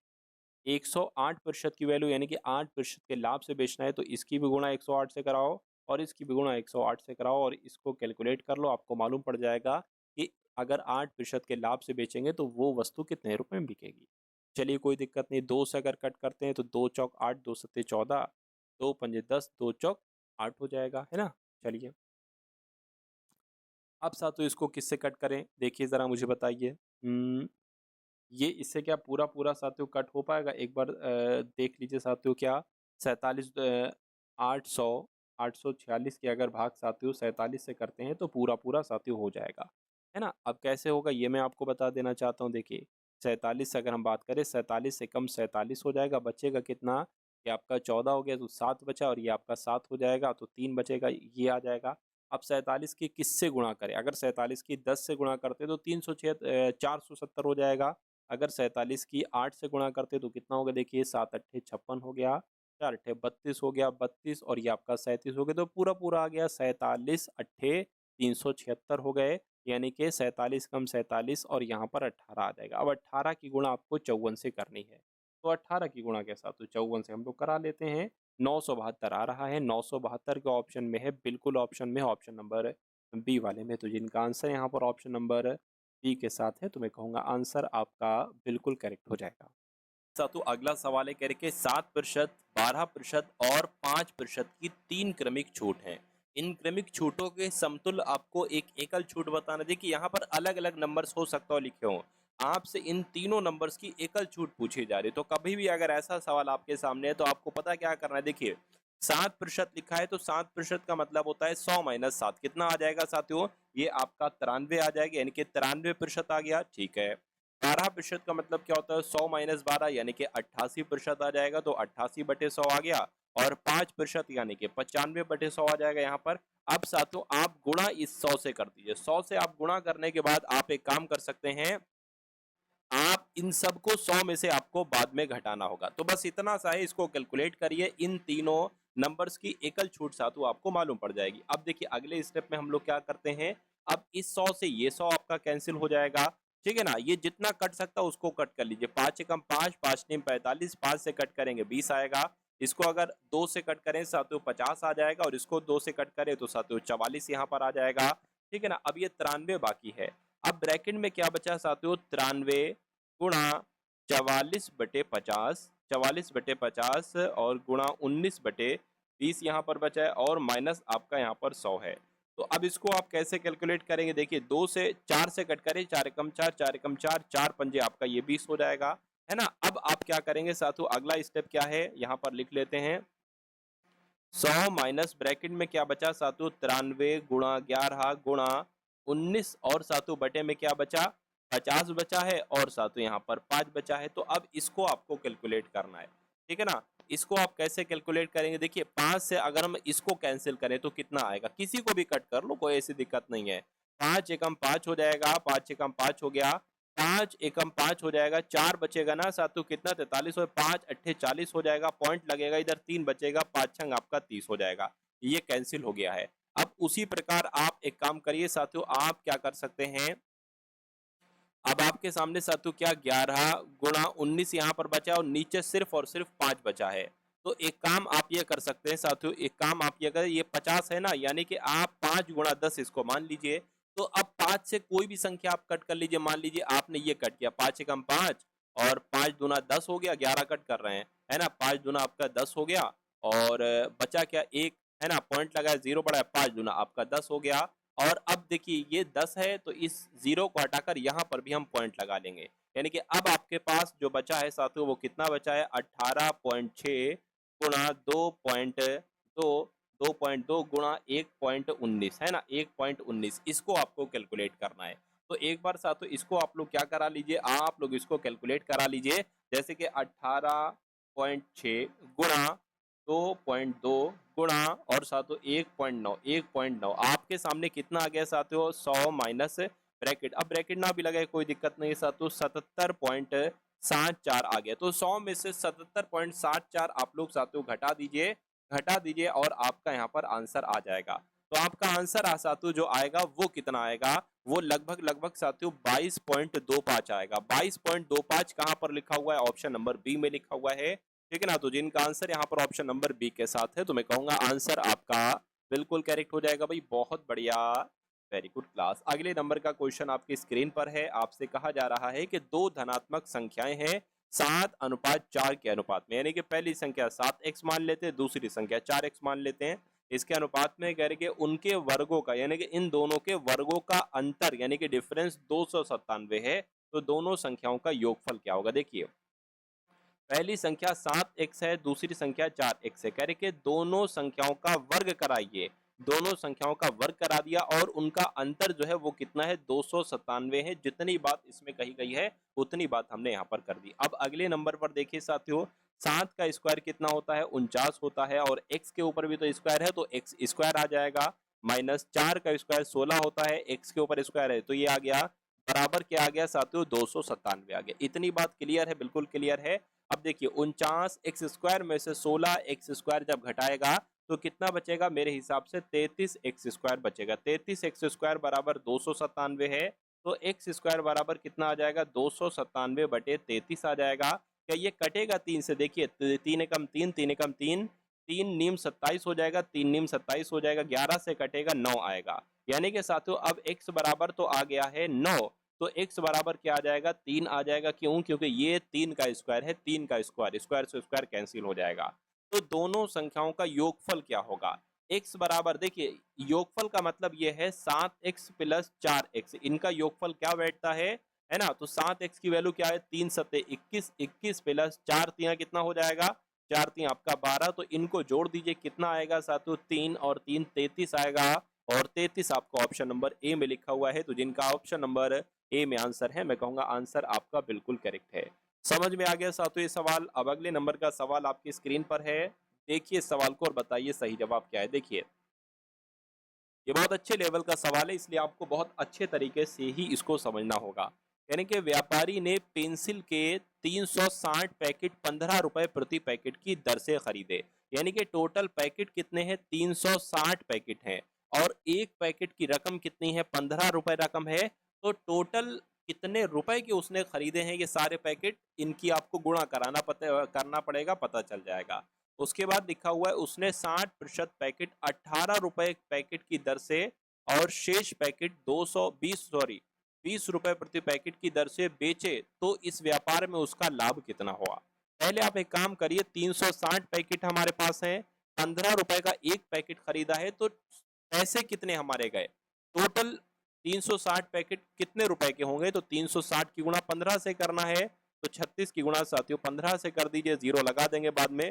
5 छंग आपका 30 हो जाएगा, 5 तिया 15 और 3 18 हो जाएगा, ये 36 आ जाएगा, जीरो आ गया, 14 आ गया और 5 आ गया, यानी कि 5400 रुपए के साथियों वो हमने पैकेट खरीदे होंगे। यानी कि जो क्रय मूल्य है साथियों, खरीदा हुआ मूल्य है वो कितना है, वो साथियों 5400 रुपए है। अब हमें बेचा हुआ मूल्य निकालना है कि वो सारे 360 पैकेट हमने कितने रुपए में बेचे हैं। तो आपको जब क्रय मूल्य पता होता है, विक्रय मूल्य पता होता है, तो लाभ निकालना बहुत आसान होता है साथियों। चलिए अब यहाँ पर कह रहे हैं कि 60% पैकेट, यानी कि 360 तो कुल मिला के पैकेट थे, इसके 60% पैकेट जो है उसने वो बेचे हैं 18 रुपए की दर से। देखिए जरा इसके 60% पैकेट कितने के होंगे, इन दो जीरो से ये दो जीरो कैंसिल हो जाएंगे, 36 की गुणा 6 से कराइए, 6 चंग 36 हो जाएगी, 6 18 21 हो जाएगा, यानी कि उसने 2160 रुपए के, है ना, 2160 रुपए के पैकेट बेचे। चलिए अच्छा, ये जीरो मैंने नहीं लगाना चाहिए, 216 यहाँ पर हो गए, यानी कि कहने का मतलब ये है कि उसने 216 पैकेट 18 रुपए की पैकेट की दर से बेचे।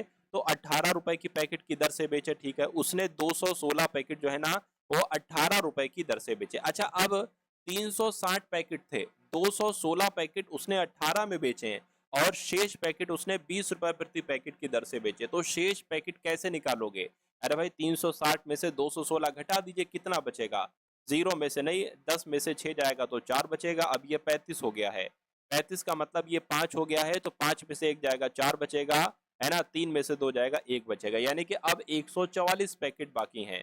तो अगर बात करते 144 पैकेट उसने 20 रुपए की दर से जो है ना वो यहाँ पर बेचे हैं।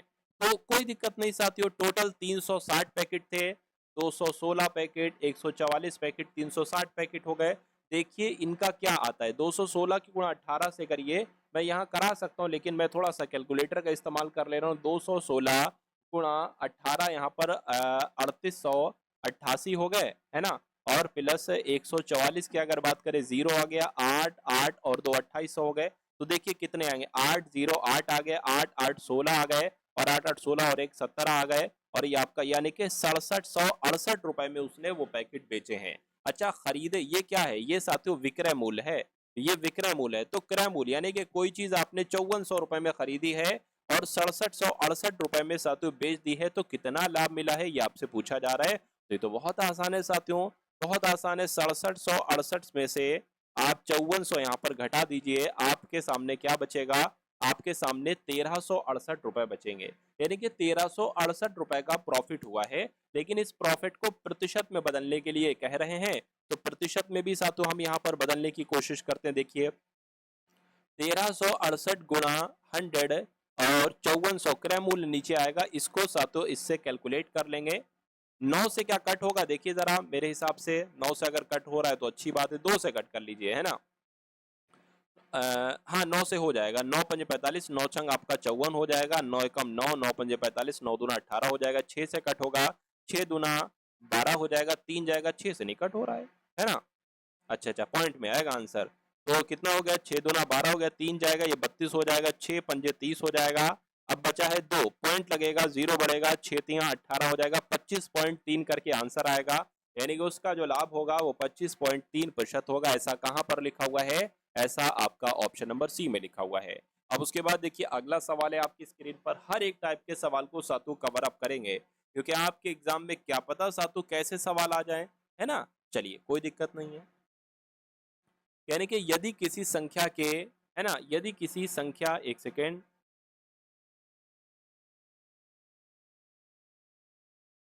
3/4 यहां पर साथियों क्या है, मैं लिख देता हूं। हाँ, यदि किसी संख्या के, एक सेकेंड, यदि किसी संख्या के 3/4 का 80% है, अच्छा 80% 63 है, तो वो संख्या आपसे पूछी जा रही है। मान लीजिए वो संख्या x मान लेते, यानी कि x का 3/4, तो x का 3/4 का 80%, 80% जो है ना वो कितना बताया गया, वो 63 बताया गया, तो वो संख्या पूछी जा रही, यानी कि आपसे x का मान पूछा जा रहा है। देखिए ये तो यहीं पर कट जाएगा, 20 चौक और 20 पंजे, इस 4 से ये 4 कैंसिल हो जाएगा, यानी कि x बराबर जो बचा है वो 63 गुणा 5 हो जाएगा इधर, और सातु नीचे आ जाएगा। इससे कट करेंगे तो यहाँ पर 21 आ जाएगा, 21 पंजे साथियों कितने हो जाएंगे, 5 एकम 5, 5 दूना 10, यानी कि x बराबर जो है ना वो 105 आएगा। और 105 आपका कौन सा ऑप्शन में है, मैं कहूंगा ऑप्शन नंबर बी वाले में। तो जिनका आंसर यहाँ पर ऑप्शन नंबर बी के साथ है तो बिल्कुल करेक्ट हो जाएगा भाई, बहुत बढ़िया, वेरी गुड क्लास। साथियों वीडियो को लाइक नहीं किया तो रिक्वेस्ट आपसे यही है, वीडियो को एक बार आप लोग लाइक कर दीजिए, ठीक है ना। चलिए साथियों नेक्स्ट नंबर का सवाल देख लीजिए। कह रहे कि एक कंपनी में पुरुषों और महिलाओं की संख्या का अनुपात जो है ना वो 5:4 है, यानी कि पुरुष अगर 5 हैं तो महिलाएं 4 होंगी। यदि पुरुषों और महिलाओं की संख्या में क्रमशः 16% की और 15% की वृद्धि कर दी जाए, यानी कि जो पुरुष 5 है ना इनकी संख्या में 16% बढ़ा दो, और महिलाएं 4 हैं तो इनकी संख्या में 15% बढ़ा दो, तो फिर आपको बताना है पुरुष और महिलाओं की संख्या का अनुपात बताना है, ठीक है ना। समझ में आ गया साथों। देखिए अगर मान लीजिए पुरुषों की संख्या 5x है, इसमें 16% बढ़ाना है, यानी कि इसका 116% निकालना है, ठीक है कोई दिक्कत नहीं है। अब महिलाएं इसके जस्ट नीचे ही हम लिख लेते हैं। महिलाओं की संख्या मान लीजिए 4x है और इसमें हमें 15% की वृद्धि करना है, यानी कि इसका हमें 115% निकालना है। इसका अनुपात तो निकालना है तो हम बटे में तो रख सकते हैं। अब यहाँ पर देखिए अब आपको 100 सेम दिख रहा है, तो इस 100 से 100 कैंसिल हो जाएगा। क्या आपके सामने आ गया, आपके सामने आ गया 5x गुणा 116, आपके सामने आ गया 4x गुणा 115। अब देखिए क्या ये कट सकता है, 5 से अगर हम इसको कट करने की कोशिश करते हैं, 5 एकम 5 और इसको कट करें साथियों, 5 दूना 10, 5 तिया 15, 4 से कटेगा क्या, 4 एकम 4 तिया 12, नहीं 4 दूना 8 हो जाएगा, और कितना बचेगा, 3 4 नीम 36 हो जाएगा। यानी कि अब आपके सामने जो बचा और x से x कैंसिल हो जाएगा, 29/23 आया है। इसको हम लोग लिख सकते हैं 29:23। तो पुरुष और महिलाओं का जो अनुपात आया है वो 29:23 आया है। ऐसा कहाँ पर लिखा हुआ है? ऑप्शन नंबर बी में लिखा हुआ है। तो जिनका आंसर यहाँ पर ऑप्शन नंबर बी के साथ है, मैं कहूंगा आंसर आपका बिल्कुल करेक्ट हो जाएगा भाई। बहुत बढ़िया, वेरी गुड क्लास। अगला क्वेश्चन आपकी स्क्रीन पर है, देखिए इस क्वेश्चन को और बताइए आपका जवाब क्या होगा। कह रहे कि 7500 रुपए के अंकित मूल्य वाली एक वस्तु पर 2 क्रमागत छूटें दी गई हैं, जिनमें से पहली छूट 10% थी, अंत में अच्छा दूसरी छूट भी होगी कुछ, यानी कि अंत में 5805 रुपए में बेचा गया। यानी कि जब 7500 रुपए की वस्तु को 2 छूटों में बेचा गया तो वो बाद में 5805 रुपए की बेची गई। तो दूसरी छूट कितनी है? कभी भी अगर ऐसे आपके सामने सवाल है तो 7500 रुपए की एक चीज है, 10% की छूट दी गई तो 90% में इसको बेचा गया। 10% का मतलब है 100 माइनस 90। अब दूसरी छूट मान लीजिए साथियों हम x% मान लेते हैं, है ना। तो क्या हो जाएगी? 100 माइनस x हो जाएगी, बटे 100 आ जाएगा। दोनों छूटे देने के बाद जो वो वस्तु बिकती है वो 5805 रुपए में बिकती है। तो इसमें आपको साथियों क्या निकालना है? x का मान निकालना है। देखिए 2 जीरो से 2 जीरो कैंसिल हो गए, इस 1 जीरो से आपका ये 1 जीरो कैंसिल हो गया। समझ में आ गई है ना। 75 की गुणा 9 से कर लीजिए, 9 पंजे 45 हो गया, 7 नीम 63 हो गया, 63 64 65 66 67 आ गया। यानी कि यहाँ पर आ गया 675 आ गया। और यहाँ पर क्या आ गया साथियों? गुणा 100 माइनस x आ गया। और ये भी तो है ना, एक जीरो यहाँ पर वाला है। अच्छा भाई, हाँ एक ये जीरो है, कोई दिक्कत नहीं है, तो इसको इसमें लगा दीजिए, क्या दिक्कत है ना, क्या दिक्कत है। चलिए 5805 और एक ये जीरो इधर हमने ले लिया। चलिए कोई दिक्कत नहीं। अब साथियों आप क्या कर सकते हैं, आपके सामने साथियों यहाँ पर अब जो चीज आएगी वो क्या आ जाएगी कुल मिला के। उसके बाद साथियों आप क्या कर सकते हैं, उसके बाद अगर बात करते हैं तो देखिए 100 माइनस एक्स आपका ये आ गया बराबर 58,050 आपका ये आ गया, और बटे में आ जाएगा ये 675। अब इसको साथियों कट कर लीजिए और जो आए उसमें से साथियों आप 100 माइनस कर दीजिएगा, आपका आंसर जो है ना वो आ जाएगा बहुत आराम से। देखिए इसको कट करते साथियों अब हम लोग यहाँ पर, तो 5 से अगर कट करें तो 5 एकम 5, 5 एकम 5, 5 छंग 30, 5 एकम 5 जीरो आ गया। इसको कट करें 5 एकम 5, 5 तियां 15, 15 पंजे 25 हो गया। और 5 से कट करें साथियों तो 5 दूना 10, 5 सत्ते 35 हो गया। इसको कट करें 5 दूना 10, 5 तियां 15, 5 दूना 10 और 5 दूना 10 हो गया। ठीक है ना। अब देखिए 27 से क्या ये कटेगा, है ना। एक बार 27 से यहाँ पर आप इसको जो है वो कट करने की कोशिश कर लीजिए। 2322 भाग 27 आ गया है। चलिए तो ट्राई करते हैं, यहाँ पर जगह नहीं है, जगह हमें बनाना पड़ेगी। पहले हम जगह यहाँ पर साथियों थोड़ी सी बना लेते हैं। क्या था ये? 2322 था ना, ठीक है 2322 था। चलिए और किससे काटना है? 2322 को काटना है आपको 27 से। तो अगर हम साथों यहाँ पर देखिए 10 से भाग देंगे तो 270 आ जाएगा। तो 27 की गुणा 8 से अगर करते कितना आता है देखिए, 7 अट्ठे 56 हो जाएगा, 5 चला जाएगा, 8 दूना 16 21 हो जाएगा। यानी कि बिल्कुल सही हो गया साथियों। अब यहाँ पर 12 में से 6 तो 6 बचेगा, यहाँ पर 22 हो जाएगा तो 1 आ जाएगा, और ये आ गया 2 आपका। ठीक है ना। तो अब अगर यहाँ पर बात करते हैं साथियों, चलिए तो अब अगर बात करते हैं 27 की, अगर बात करते हैं 5 से गुणा करते हैं कितना आता है? 7 पंजे 35 हो जाएगा, 5 दूना 10 13 135 होगा। तो 6 से इसकी गुणा करिए, 6 से गुणा करेंगे तो 6 सत्ते कितना हो जाएगा? 42 हो जाएगा। 4 चला जाएगा, 6 दूना 12 13 14 15 16, बिल्कुल पूरा पूरा कट गया। यानी कि 86 यहाँ पर आपका आ चुका है। यानी कि 100 माइनस एक्स बराबर 86 है। 100 माइनस एक्स बराबर क्या है? 86 है। तो माइनस का एक्स बराबर 86, है ना, माइनस का 100 इधर आ जाएगा। ये बचेगा साथों एक्स बराबर, माइनस का एक्स बराबर जो आएगा आपका माइनस का 14 आएगा। माइनस से माइनस कैंसिल हो जाएगा, एक्स बराबर आपका 14% आ जाएगा। तो दूसरी छूट कितनी होगी साथियों? 14% की होगी। तो 14% कहां पर लिखा हुआ है? ऑप्शन नंबर सी में लिखा हुआ है। तो जिनका आंसर यहाँ पर ऑप्शन नंबर सी है तो बिल्कुल करेक्ट है साथियों। सवाल थोड़ा सा भले लंबा हो गया हो, लेकिन ये सवाल ऐसा एक सवाल आपकी परीक्षा में आता है। और ये अंतिम सवाल साथियों आपकी स्क्रीन पर है, देखिए सवाल को और बताइए आपका जवाब क्या होगा। चलिए कह रहे कि यदि किसी वस्तु का विक्रय मूल्य 900 यानी कि 900 रुपए पर खरीदा गया है, सॉरी बेचा गया है, 40% की छूट दी जाती तो उसका अंकित मूल्य कितना होगा। इसका अगर 40% की छूट दी गई यानी कि 60% में इसको बेचा गया, 0 से 0 कैंसिल हो गया, 9 पंजे 45, 9 छंग आपका 54 यहाँ पर साथियों हो जाएगा। अच्छा, ऐसे नहीं साथियों, मैं आपको बता देता हूँ, अंकित मूल्य आपसे पूछा जा रहा है। अंकित मूल्य यहाँ पर अगर साथियों यहाँ पर आपसे पूछा जा रहा है तो 900 रुपए की साथियों उसको बेचा गया, यानी कि उसका विक्रय मूल्य जो है ना वो कितना है साथियों, 900 रुपए है। ठीक है, कोई बात नहीं है। तो इस एक 40% की छूट दी जाती है, 40% की अगर छूट दी गई तो इसका अंकित मूल्य साथियों कितना हुआ। चलिए, तो 40% की छूट दी गई मान लीजिए, तो इसको 60% में बेचा गया होगा, है ना, 60% में इसको बेचा हो गया। अब यहाँ से ये कैंसिल, 3 और 5 यहाँ पर आ गया, यानी कि 900 गुणा 5 बटे 3 आ गया, इसको कैंसिल होगा, 3 हो जाएगा, 5 3 15 यानी कि 1500 आपका निकल आया है। 1500 कौन से ऑप्शन में है साथियों, ऑप्शन नंबर बी वाले में। तो जिनका आंसर यहाँ पर ऑप्शन नंबर बी है तो बिल्कुल करेक्ट है। एक सवाल ये और आ गया, अंतिम सवाल है साथियों आपके लिए।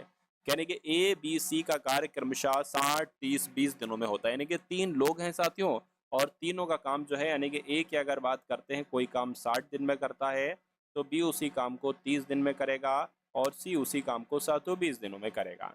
यानी कि प्रत्येक 5वें दिन बी और सी मिलकर ए की मदद करते हैं, ए की सहायता करते हैं, तो ए कितने दिनों में कार्य ये पूरा कर सकता है। टोटल काम आखिर है कितना, ये आप कैसे निकालेंगे, ये आप निकालेंगे 60 30 20 की मदद से, यानी कि इनका एलसीएम कितना हो जाएगा। देखिए, क्या 100 हो पाएगा, नहीं, 120 हो जाए, 120 हो जाएगा। 60 दूना 120, 30 चौक 120, 20 छंग 120। कहने का मतलब ये है कि अगर टोटल काम कितना है, टोटल काम जो है ना वो 120 है और ए एक दिन में 2 काम करता है, बी एक दिन में 4 काम करता है, सी एक दिन में 6 काम करता है। अच्छा, यहाँ पर कहा गया है प्रत्येक 5वें दिन, यानी कि 4 दिन तक तो ए काम करेगा। कितना काम, डेली 2 काम कर रहा है, तो 4 दिन तक इसने 8 काम किया। अब इसने 4 दिन तक 8 काम किया, बहुत ध्यान से देखिएगा। और प्रत्येक 5वें दिन कौन आ गया, ये दोनों भी मिल गए, 4 6 10 काम और हो गया। यानी कि 5वें दिन जो काम हुआ है, 5वें दिन जो काम हुआ है साथियों, क्या 2 तो हुआ है ना, 2 तो हुआ है और एक्स्ट्रा 10 और हो गया है, यानी कि 20 काम हो गया है ना, 20 काम हो गया। तो 5 दिन में कुल मिला के 20 काम हो रहा है। तो जब 5 दिन में 20 काम हो रहा है, टोटल काम कितना है साथियों, टोटल काम 120 है, यानी कि अगर इसकी 6 से गुणा करें तो ये आ जाएगा 120 काम। तो जब इसकी 6 से गुणा की गई है तो इसकी भी 6 से गुणा करो, यानी कि 6 पंजे 30, यानी कि 30वें दिन क्या साथियों, 30 दिन में कितना काम हो जाएगा, 120 काम हो जाएगा और 120 काम ही कराना था। तो इस प्रकार आपका जवाब जो जाएगा वो ऑप्शन नंबर बी के साथ जाएगा। बहुत अच्छा सवाल था साथियों, बहुत आसान लैंग्वेज में मैंने आपको यहाँ पर समझा दिया है। तो समझ गए साथियों, ये यूपीएसआई के लिए एक बहुत शानदार क्लास थी। कैसी लगी आपको क्लास, एक बार इस वीडियो को लाइक करके कमेंट सेक्शन में ज़रूर बताइएगा। उसके अलावा साथियों, यूपीएसआई 2025 एग्जाम के लिए आपके जीके जीएस की पीडीएफ बन चुकी है। अगर आप इसको लेना चाहते हैं तो आप ले सकते हैं, सिर्फ और सिर्फ 45 रुपीज़ में। डिस्क्रिप्शन में लिंक है, वहां से जाकर इसको ले लीजिएगा। और डिस्क्रिप्शन में मैंने साथियों प्लेलिस्ट का लिंक आपको दे दिया है यूपी पुलिस के लिए। वहां पर आपको हर एक वीडियो में हिंदी जीके जीएस है ना, हिंदी जीके जीएस रीजनिंग और मैथ मिल जाएगी, उसको एक बार जरूर आप लोग देख लीजिएगा। और कमेंट सेक्शन में साथियों जय हिंद का कमेंट आप लोग जरूर कर दीजिएगा। और ग्रुप का लिंक भी मैंने आपको दे दिया है साथियों डिस्क्रिप्शन में, उसको भी आप लोग ज्वाइन कर लीजिएगा। तो मिलते हैं हम सभी लोग आने वाली वीडियो में। जय हिंद साथियों।